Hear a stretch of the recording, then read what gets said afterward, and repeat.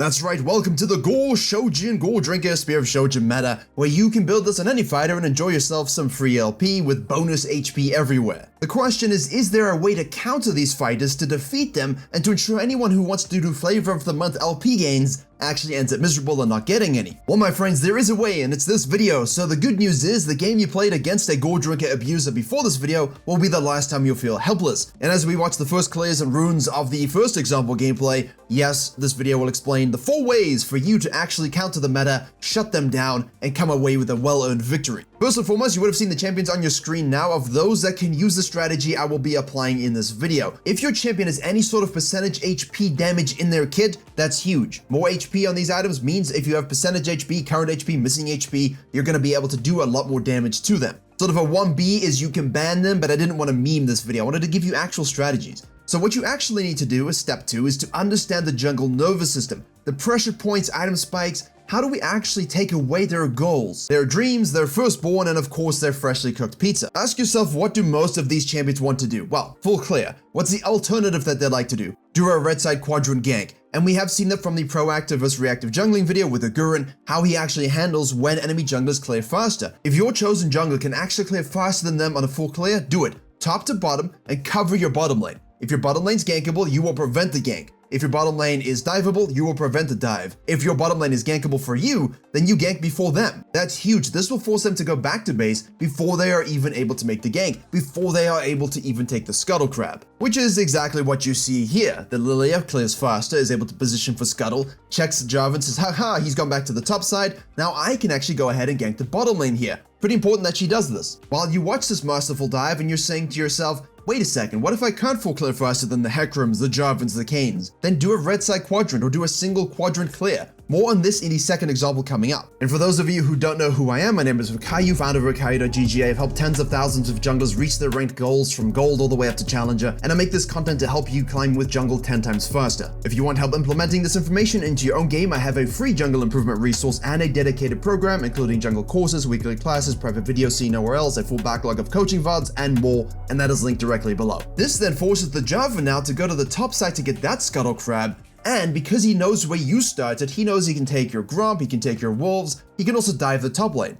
But because you go back to base straight away and your support understands this, they will defend your camps. Now you're saying, but what if I don't have a support that understands this? Guess what? 99% of us don't have supports that understand this. So you might lose your Gromp, but it is unlikely because the junglers you're facing who are abusing Gore Drinker and Spear of Shojin are not too intelligent. Also, they're unlikely to go ahead and actually track your second spawn camps as it is. So what we're effectively doing here is playing the chess game with the enemy jungler. As you always know, I play this game, I prefer to preach it this way, and this way you always have control over game outcomes. But as we pause here, you can see that Lillia gets her Gromp, gets her Wolves. The alternative here is, hey, if Jarvan decides to fall back to his second quadrant, right, the Krugs and the Raptors, as you would expect him to do after being shoved out of the top dive as well, you could also gank the top laner should that be something that's available. However, I would not invest too much time into this. Maybe one gank here, one gank there, but I'm not really looking to camp topside. My main goal here is to sacrifice and abuse the pre-2 item spike. And as Lillia goes down to the bottom side of the map where you think she'll do Raptors and Krugs, yes, that's step 3 and we're going through them quickly, but I will expand on each of these in different contexts so you do actually understand how to counter the meta here. And here's the thing, right? You cut the Jarvan of once, you cut the Jarvan of twice. Now he thinks, okay, look, I'm ahead of the Lillia a little bit, or at least equal. Hopefully I can actually go ahead and do something to the bottom lane or the mid lane before she shows up. Well, that's where you're wrong. 99% of the time at around this 5-minute 30 to 6-minute marker, you're gonna have solo laners hitting level 6. You're also gonna have bottom laners, level 4 and level 5, going against each other and fighting and trading. If not, you're gonna see something diveable or gankable. So instead of doing your Krugs before you do this gank, do it now. Because the Jarvan's looking to do Wolves into Gromp for high efficiency, high experience guaranteed, and you can go ahead and gank the bot lane, abuse the sums that you burned earlier, and then fall back to your Krugs. Hopefully your bottom lane don't overstay and die to the Jarvan. That's where you can kind of help shove. You can also keep an eye on it. If he shows up, you can counter gank it. And that's exactly why the Lillia sits where she sits when she's going back to base. Now the Jarvan can't exactly go ahead and do the dragon even if he wants to. Arya's prior, sure, but the risk assessment is way too high for him to actually get away with anything. He might be able to do it, but what would that cost him overall in terms of getting Gore Drinker and getting Spear of Shojin? And here's where things get really tough with Jarvans and Hecarims especially, and Kanes as well. They will always get slippery. They will always get something. You have to do your best to leverage whatever lead you have in the moment to actually continue to cut them off as the early game carries on. In this case, the Jarvan gets the RNG scuttle. We see this. We also know that he's most likely going to take it as we go back to base. Our bottom lane goes back to base. And now you think, hey, I should just farm my jungle camps on the blue side, get the blue buff, right? Because Grump and Wolves are going to spawn. No, my petit chéri. We're going to wait for the Jarvan to try and go in on the mid lane. Why?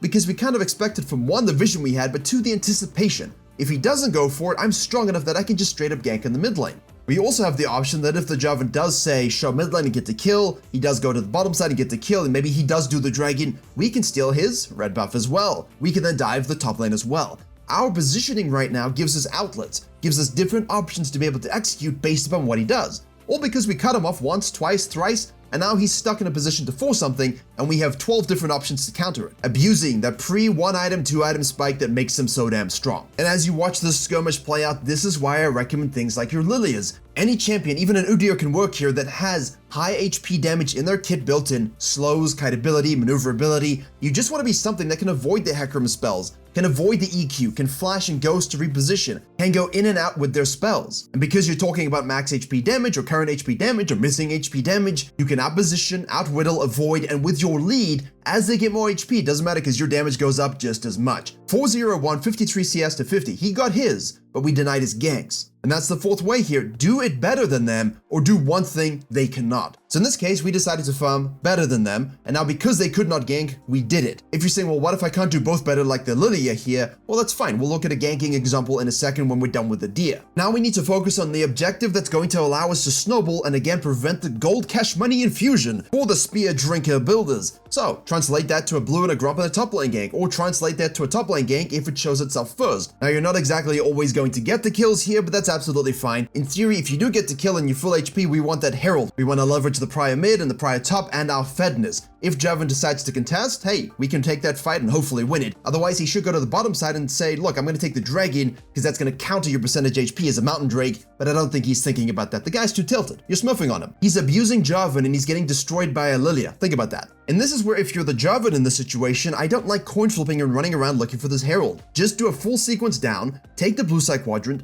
take the dragon, and take the Lillia's red side quadrant. You are the top tier meta jungler. The thing that makes you strong are those 2 items, and your champion. The champion's really strong, but the champion's extra strong with those 2 items. So go and get your golden experience, son. The Lillia knows that she just needs to take the herald to deny the gold to the Jarvan. He also has a really big lead, so if he wants to waste his time while we waste our time, that's okay, because our lead will remain, and he won't get anything back. So you can try create prior top lane, you can try create prior mid lane, but if the guy just wants to fight you, fight him and kill him and beat him. Why? Because you have percentage max HP damage, and also you just happen to be in the lead. You could be a Diana here, you can do the same thing, doesn't really matter. As long as you're in the lead, you've done all of these things that I've said so far, you will beat the guy 1v1 at this stage. He's nowhere near GOREDRINKER, and of course we can take the herald as well. And we talk a lot about sequencing. I talk a lot about sequencing. It's probably my issue as well. Gurren does it a lot, and we just saw that in that video also. However, there's so much benefit sometimes to saying no. No to Krugs, no to a certain camp. Why? Because now we can head to the bottom side. We know Jarvan's going to want to get that dragon. We know we have snowballed our bottom lane, so let's give them the herald, cut out the Krugs, use the prior to take the dragon.